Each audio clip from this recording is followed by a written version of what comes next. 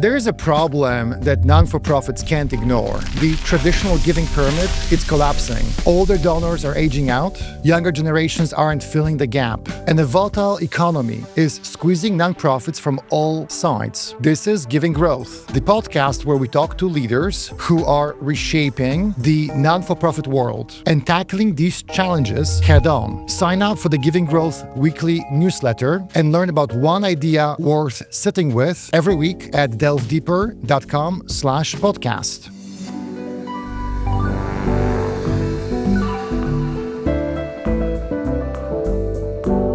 My guest this week is Christina Macchiarola. She is the Global Experiences and Events Lead with Microsoft Elevate. Microsoft Elevate empowers schools, community colleges, nonprofits, and individuals with AI skills, tools, and resources. With Elevate Academy, it aims to train 20 million people in AI through accessible learning paths and global partnerships. Christina is helping NGOs adopt technology responsibly, leading conversations around AI and this is very important for charities, AI ethics, or designing experiences that actually move the needle. Christina's work is really about nonprofit transformation. Christina Macchiarola, welcome to Giving Growth.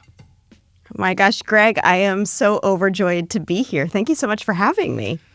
Well, thank you. And you told me that you often are actually on the other side, helping others prepare for these kinds of get-togethers. So I'm really happy that you and I have a chance to do this together today. Thank you so much. You're my first podcast, and I couldn't be more thrilled. Well, and it's funny how we met last November in the Netherlands at another industry conference. So I remember meeting you, and I was really impressed with you, and I was impressed with the work that Microsoft Elevate is doing. And it took us a while to set this up. So I am looking forward to this conversation today. Me too. Thank you so much for having me. So first, do me a favor and give me and give us a bit of a background around your journey. How did you end up in your current role? Like what happened over the years? What made you get to where you are today? I would love to talk about that. I have this conversation with girls that I mentor and other people who think, I don't know if tech is right for me, because that was something that I never imagined for myself when I was younger. I'm recording right now on 28th Street in New York City. I grew up in a commuter town to New York, which was amazing. I moved to New York for real, for college, and then just never left.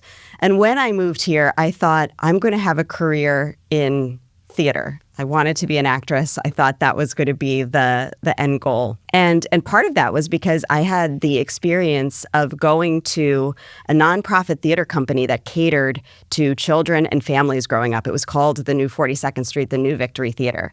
The reason I bring that up is because that nonprofit that I benefited from as a child gave me my first internship in New York City and then gave me my first job after graduate school. And initially when I took that job, I thought, this is my inroad to theater. This is my way to be on 42nd Street, be in the community. And while that was great, and while I loved that part of the job, the mission-oriented nature of that place ended up being what was most important. I worked on the marketing team, and our job was to ensure that children and families had access to quality, affordable theater that could open their minds. And so for me, it became less about what was happening on stage and more about getting the audience a really wonderful, incredible experience. And from there, I bopped around between nonprofits ranging from 17 people in size to 1,500 people in size, all based in New York City, largely working in marketing roles. And I loved the work. I loved being so close to mission acceleration. And Greg, I'd be curious if you've encountered this with the nonprofits that you've worked with. It became Groundhog's Day after a little while, like year on year. I was like, oh, we're gearing up for the end of year appeal again. Oh, we're working on invitations for the spring gala. again, and it felt cyclical. And simultaneously, as a marketer, you're exposed to a lot of technology in other industries that are moving really quickly. And I thought, well, why do we never get to have our hands on this? Why can't we do any of that? And so while I was working for a nonprofit, I was actually going to business school part-time, studying international strategy. And ultimately, it's those two things together that led me to Microsoft. My first job was on a marketing team at Microsoft that supported higher education institutions. And then I pivoted to a group that was formerly called Tech for Social Impact. We're now Microsoft Elevate, and our mission is to deliver the power of AI technology to institutions that are doing the most good in the world, nonprofit organizations, IGOs, K through 12 schools, community colleges, making sure that, the Microsoft mission is to empower every person and every organization on the planet to achieve more. Well, you can't do that unless you're making sure that the organizations and people who are doing the most good in the world have access to all of those great tools and services. So that's what brought me here today. And my favorite part of the job is getting to speak to people in the nonprofit space who are ready to take that leap, who are like, yes, I know that we can do more for our mission if we empower our people. And so I can't believe that I get to do that every day. And it's my joy to be here and share that with all of you. New Victory Theater, you said 42nd. That's right. Mm-hmm. Is this southwest of the Times Square? Yes. I can walk to where I had my first job.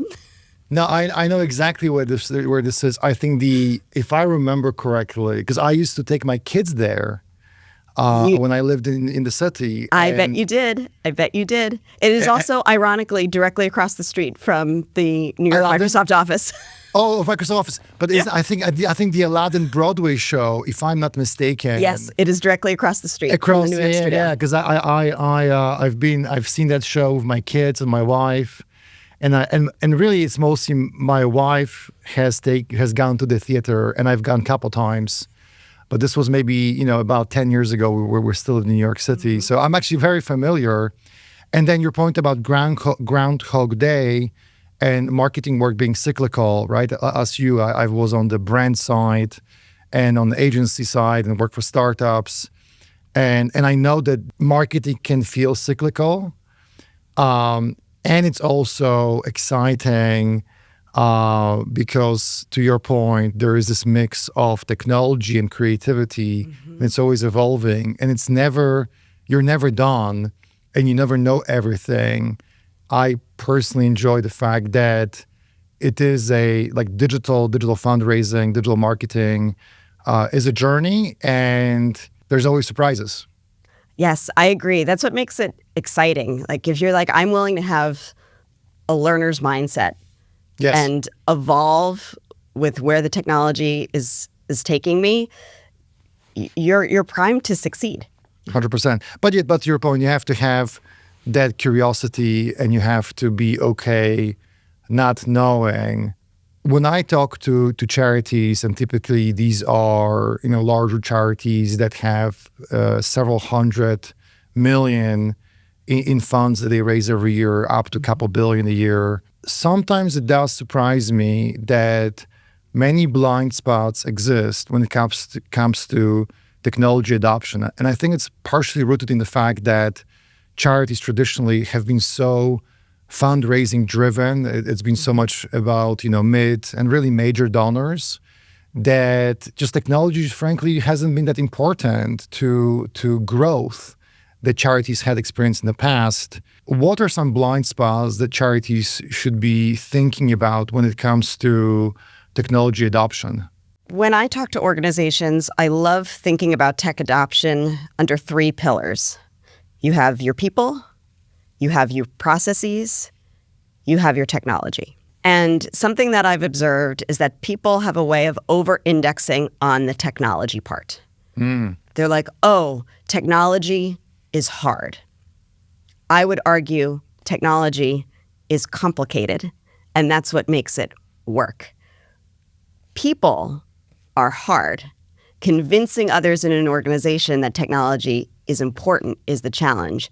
Being willing to change your day-to-day processes and how you think about the way of working is the challenge. And so to me, one of the biggest blind spots, I think, is this write-off, where you'll hear buzzwords, in the zeitgeist, AI, cloud computing. It sounds so difficult. And I'm not saying that technology implementation isn't complicated. You need people who are really smart, who know what they're doing. You need the right partners in the room. You need to understand what your end goal is for the purposes of technology implementation. But I think that write-off can be the first biggest hurdle, because once you get past that, and once you say, I have been able to identify the problem that I'm trying to solve, well, then you're thinking in a solution-oriented manner rather than, we just can't adopt technology because we don't have enough time. We don't have the space to think about it. I have a similar reflection. I would love to hear about it. No, I have a similar reflection, and I agree with you because I find, and I've been in the industry since 1999, so quite a bit of time. And in digital, it's really hard, not just for mission-driven organizations, but for anyone who is in a revenue role to know what questions to ask. And it's hard to ask good questions. Yes. And I think that kind of speaks to your point about process. What is your perspective on asking, better questions and not focusing on technology, but focusing more on what it is that technology is meant to enable? Oh, that resonates 100%. I know we're speaking mostly about data during our conversation today. I'm going to bring in AI just because that is the hot thing, in the news right now.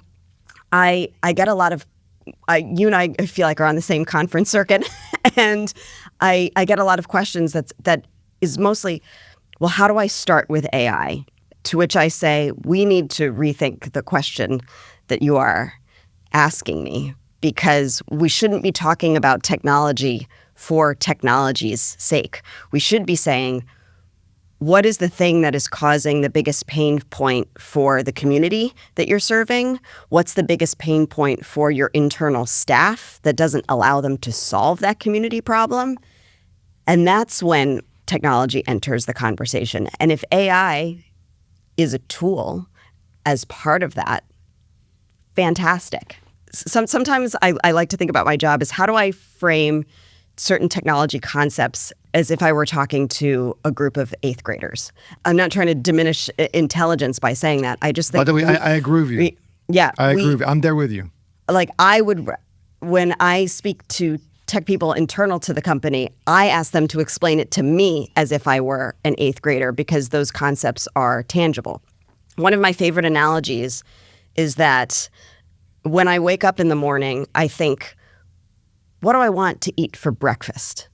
I don't think, how am I going to use the stand mixer today? Maybe if I want to make a frittata, the stand mixer will come out just so that I'm not standing there whisking for hours. It will go faster if I use that particular piece of technology in the kitchen. But I'm not starting with the end result. I understand, and I agree completely. I actually use the same exact phrase internally when I talk to brands or with my team, and I'll always say, can we just think as an 8th grader? Because that's also a reference point around just like basic communication skills should be 8th grade level. And I think that as an industry, we're often guilty of using acronyms, and we love acronyms. I know, and I like, I'm in digital, right? I like CPC, CTR, right, and ROAS, and and other acronyms, and acronyms that describe technology stacks. But it's not helpful when helping someone, or when trying to enable someone who has huge revenue responsibilities, a large team, and who deals with complex set of stakeholders. That doesn't help them get their job done. It doesn't. And I think that's the same if you're in a nonprofit and you're talking to your board. You have a group of people who are meeting for a fixed amount of time. Your nonprofit is not their primary responsibility. It's on the list of their responsibilities. And in that hour, maybe if you're lucky, you have 2, with this group of people who are critical decision makers. You have to be able to synthesize what you need really, really quickly. And so if you're providing layers and layers of complexity, you're going to lose people in the room. It's, what do you need to achieve? Here's the tool that I need to achieve it.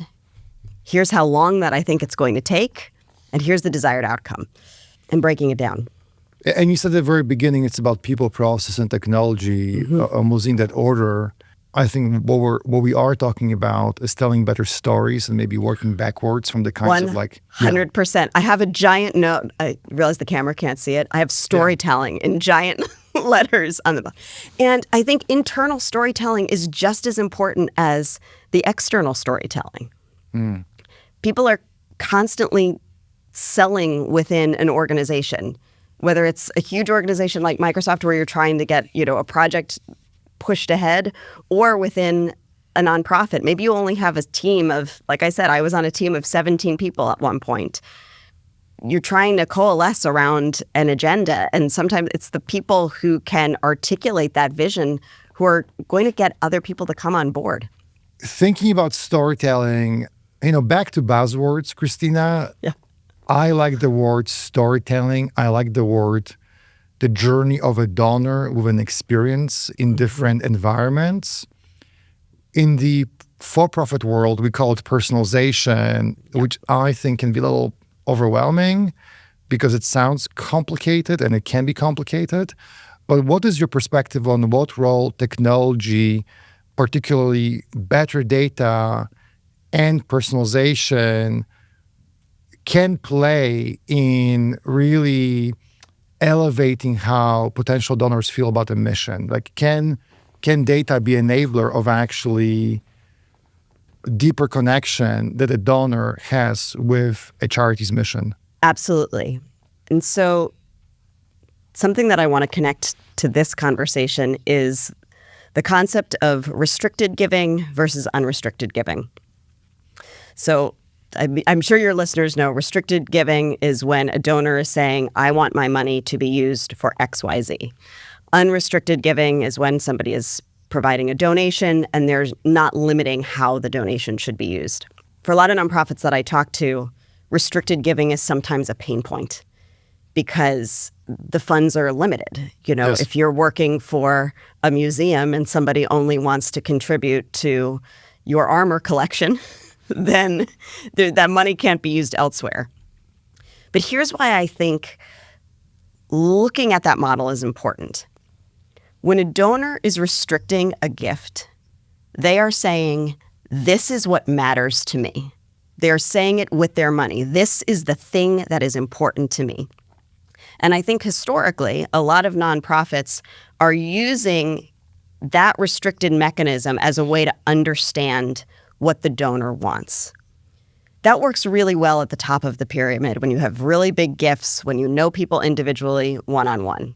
Something that I like to think about is, what is that mode of understanding for people who you are trying to attract en masse? When I think about reporting that a lot of marketers do, go to any retail site, you place an order online. At the end of the transaction, I would bet you see a pop-up that says, how did you get here today? Was it on this social platform? Did you search? I have rarely seen a question, why did you come here today?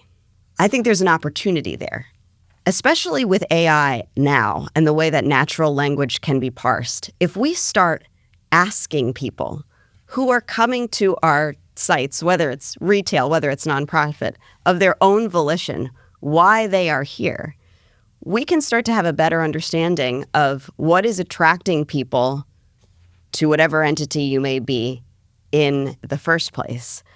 Well, then that, Greg, like we were saying, that's data that you can mine. You can look at ratios of people who are responding a certain way. You can look at key things that are driving people to a place. And then that's when your data modeling can come in. I know this information about this person. What other demographics can I tie to this individual and start noticing patterns en masse? And then once those patterns have been identified, how can I use predictive modeling to try to figure out who knew I should be targeting? And if these are the key messages that are important to them, I can construct a story, to our earlier point, that may draw them in, especially in the midst of all the noise. Like sometimes I have those timers on my phone that limit how much I'm allowed to be on certain websites because the noise is overwhelming. But the things that cut through, algorithmically or otherwise, are the ones where I feel like they've read my mind before I've even started engaging. Whether we like it or not, that's what's drawing people in a digital landscape. We have to sort of anticipate those needs. But we can't anticipate those needs if we're not even asking what those needs are. I really appreciate what you're saying because it is so simple. You would think that everybody does this, especially for mission-driven organizations. I think this is complicated because if I'm, for example, raising money for cancer, to cure cancer, and I am the Leukemia Lymphoma Society or cancer.org, there are different reasons why I would give. In my case, for example, my father died of leukemia when I was 6. Frankly, I am less interested in R&D around cancer. I am way more interested in providing mental health support for kids who lost a parent. Yeah. So why not ask me, Greg, why do you care to give to cancer? And here's a bunch of options. And again, it's so simple, and yet it's so rarely done. I was on LinkedIn the other day. And so LinkedIn, you know who you work for. I had an ad targeted at me from an organization that said, hey, I know you work at Microsoft. Did you know that Microsoft matches your donation and you can actually double your impact with my organization if you reach out?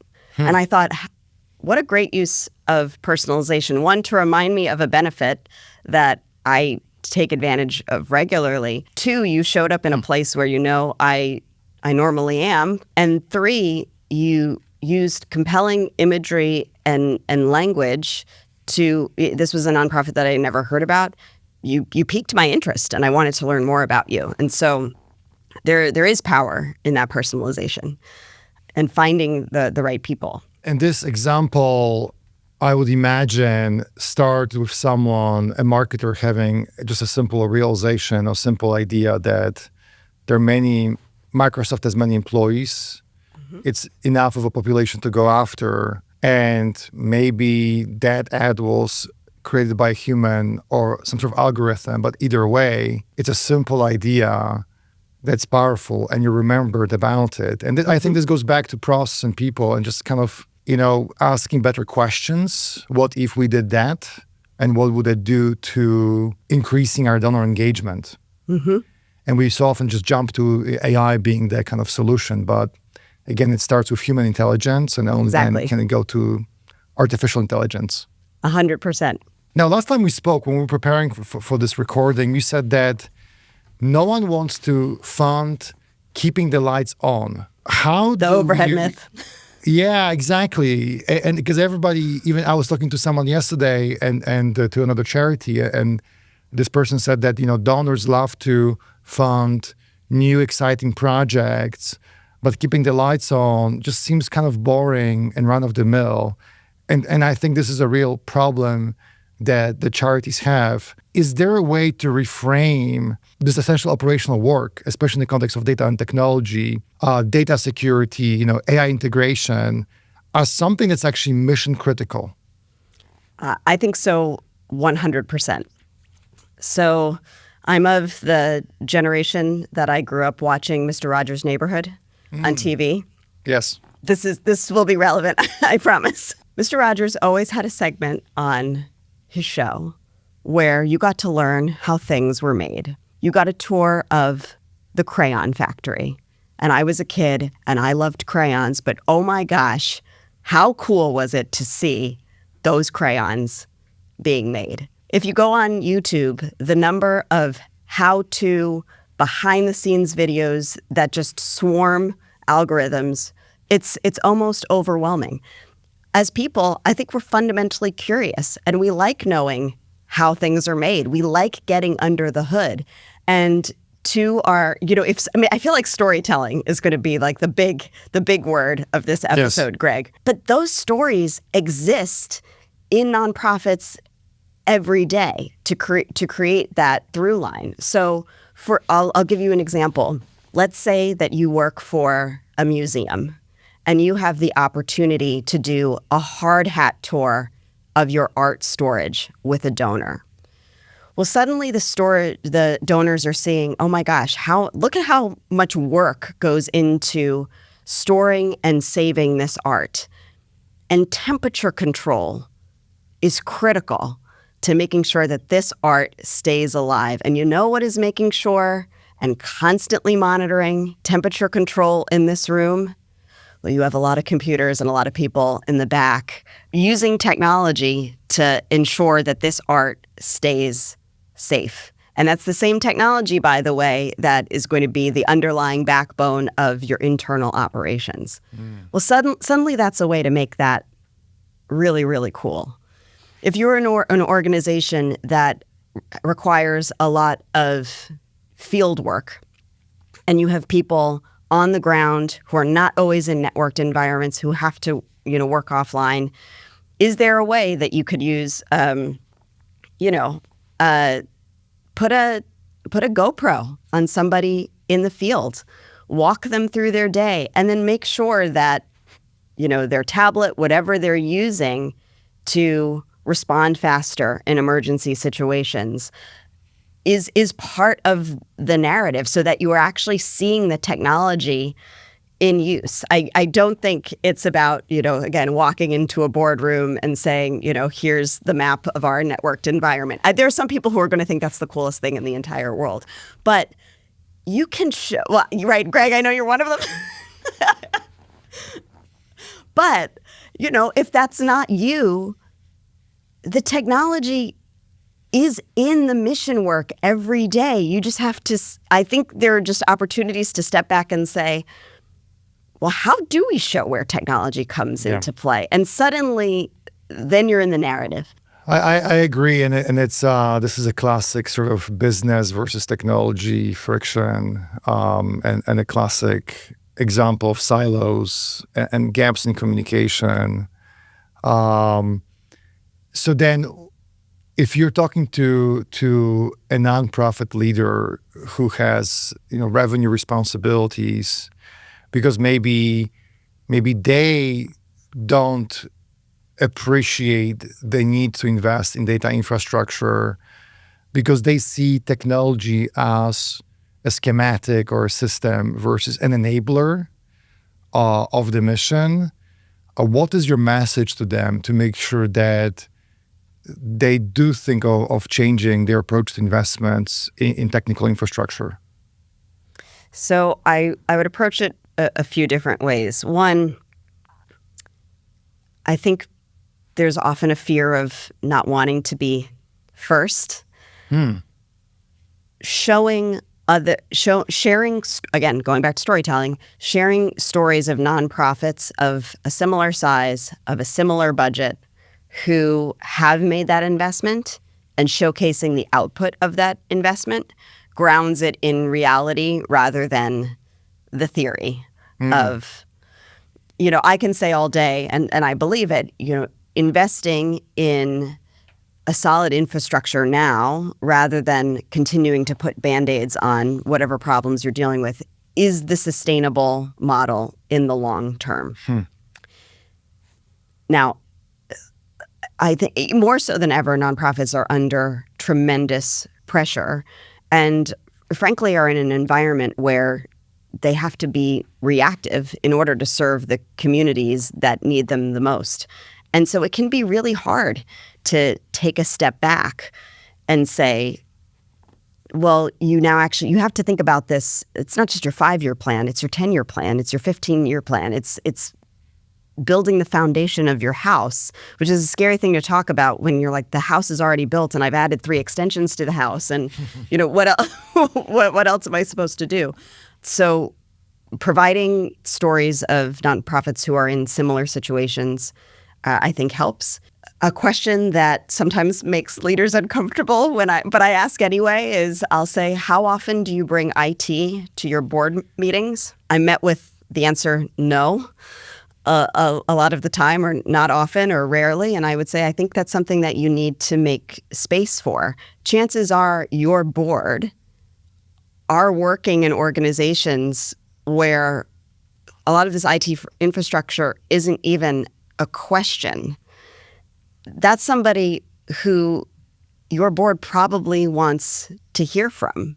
And you can work with them to create a cohesive narrative for your board. So invite your experts to the party. Yeah, this is this. You and I have had very similar, I think, backgrounds because we've both have been sort of on the brand side doing marketing, and almost through that we have learned to embrace technology. And I look at user experience, process, teams, technology. It's part of the same endeavor. It's part of the same journey. When I talk to technology leaders at charities, they're kind of desperate actually for that seat at the table in the boardroom. They're desperate for a deeper relationship with fundraising. But there is this just lack of understanding between the silos, between the business and between IT, which is seen as a cost center. And I have a problem with that statement that it's a cost center. IT desperately wants to be a revenue center, but to your point, is storytelling the connective tissue between these teams? I think it is, and yet I don't see that happen a lot. I agree with that completely. And going back to the people, process, technology framing that we started with, something that I like to remind non-IT people who work in nonprofits is this.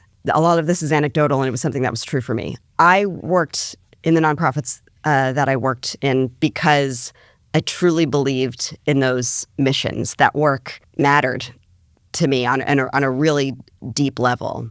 That mindset isn't just for the people who are working in your programs. It's not just for the people who are dealing with donors. It's not just the creative marketers. Your IT team has really valuable skills. They could take those skills to the corporate sector probably any time that they want. And they are choosing to apply those skills to further your mission. You're all there for the same reason. You're one team. And so I think reminding folks that it's just IT. Well, it's same thing with like finance and HR, by the way. Like, well, it's just, that department. It's like, no, they are making the choice to work for your organization, probably for less pay than they would if they were in the private sector. Like there's something incredibly like beautiful and sacrificial and worthy in that, no matter what department that you're in a nonprofit organization. And I think if that mindset was shared and it was viewed as one team, there's a way to maybe break down some of that siloing when you get past the, oh, well, they just do that. They're separate from the mission. No, you're all working towards one mission. I'll get off my soapbox on that one, but.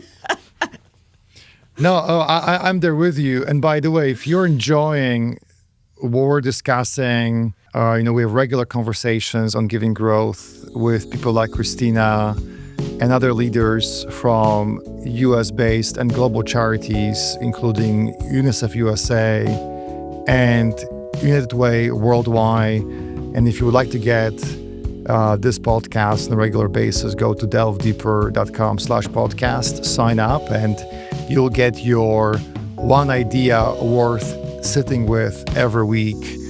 Back to the conversation, Christina, something else that for me this spills into is this fact that there seems to be a disconnect, especially at the base of the giving pyramid. So when we think about the typical giving pyramid, mass, mid, major donors, I do think that the pyramid is in some ways shrinking or collapsing. And I think that reflects changes in society, kind of rich are getting richer. And we're asking people who have less disposable income to give, and they're the future of giving. Yes. And yet you were focusing on people who are of means because that's where the money is. And I worry about this dynamic. Do you think that there is a disconnect between how donors want to experience impact and how organizations are actually communicating impact? I do. That goes back to our restricted versus unrestricted conversation a little earlier, where I think people are telling institutions what they want. I'm not going to say this is true for every single organization, but I do think there is this flywheel of donor treatment. I live in New York. The cultural vibrancy is why I absolutely love this city, and I want to, support as many cultural institutions as I can, right? The only mail that I get is membership and donor requests from name the cultural institution, like physical, hard copy mail. All of it goes into the recycling. And because I'm a little bit of a nerd about this, I do read everything. Sometimes I compare donor letters just to get a sense of what are they changing in the language? And nobody's talking to me, Now, when you're choosing that medium, and it's not to say that there isn't value in that, direct mail still works for, a portion of donors that are critical. If you did a little bit of demographic digging, you'd probably realize pretty quickly that I'm not one of them, and maybe I could be eliminated from that list. I think, again, to the beginning of your question, we're not necessarily indexing on the channels where people are, and we're not talking to them about what matters most. I actually think political campaigns are a very interesting model that nonprofits can actually take, a closer look at. Like a lot of the groundswell that, we're seeing around small donors are because people are capturing a message that is important to others. And even if it's, $5 once a month, that's significant. So I would just say I invite, as we're thinking about, how can we adjust to that pyramid? Sometimes I think there's this desire to only look within the industry for lessons. Outside of the industry seems to be communicating really well, and maybe we can learn something. So we spoke about people, process, technology. We spoke about the fact that storytelling is really probably one way to connect not just with donors, but to also connect people internally at my charity to make sure that fundraising and marketing and communications and just the business is properly partnering with IT or the technology group. Can you share examples, like real life examples of how you've seen technology really be an enabler of deeper donor engagement? Sure. So I did not work with this organization directly, but a few of my colleagues did. And I think what they did is just a really beautiful encapsulation of an end-to-end vision.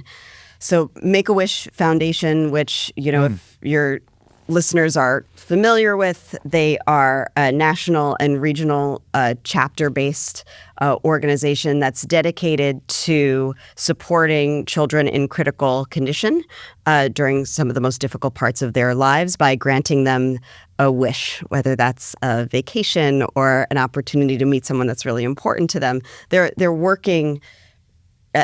The volume of children whose lives they make brighter is really incredible. And this is true for, any organization that has a federated or affiliate model. You have a national chapter, and then you have regional chapters around the country, maybe even around the world. And sometimes you're not always singing the same song. And so something that the Make-A-Wish Foundation did on a grand scale is they unified all of their data leveraging Microsoft Azure, which for those who aren't familiar, it's a platform as a service. And then they leveraged Microsoft Fabric, which is a software as a service that's sometimes. Again, going back to analogies, I like to think of the platform as of a service as like the muscle of the human body, the big thing that's getting things to move. And software as a service is sort of like the fascia tissue that sits on top of the muscle. It's making sure that everything is connected and working. I'm a Pilates teacher on the side, so that one is always coming to mind. But I'm digressing. The point is, by connecting this data across chapters, well, suddenly you're able to see trends. Suddenly you're able to notice things that are actually running in parallel across your organization versus things that are different. So, for example, when it comes to donors specifically, rather than just having one chapter's data, they were able to look holistically and apply some predictive modeling to get a sense of who are the kinds of people who donate to a particular cause. That's on the one side. The other thing that I think is so interesting about what Make-A-Wish did, and I would encourage other organizations to think this way also, and to your earlier point, Greg, on silos. Sometimes people are like, well, fundraising data lives over here, and program data lives over here. Well, chances are your donors, they care about what is happening with respect to your program data. And so if you are giving funders the ability to look at a program dashboard in real time to see the kind of impact that's happening, and that's something that Make-A-Wish did. They leveraged Power BI, which is a data visualization tool, so that people across the organization could see, what's the speed of wish fulfillment that's happening? How many wishes are coming in from children? Where are areas where we're in need of support? Well, suddenly your fundraising team, your development department has the ability to say, oh, here are things that are happening on the program side. Maybe we can be responsive to that. Versus, again, going back to the beginning of the conversation, it's gala season. The end of the year is coming up and everybody, wants to make sure that they have that one last donation before taxes come in. Something I love that they said, no, data is a holistic environment.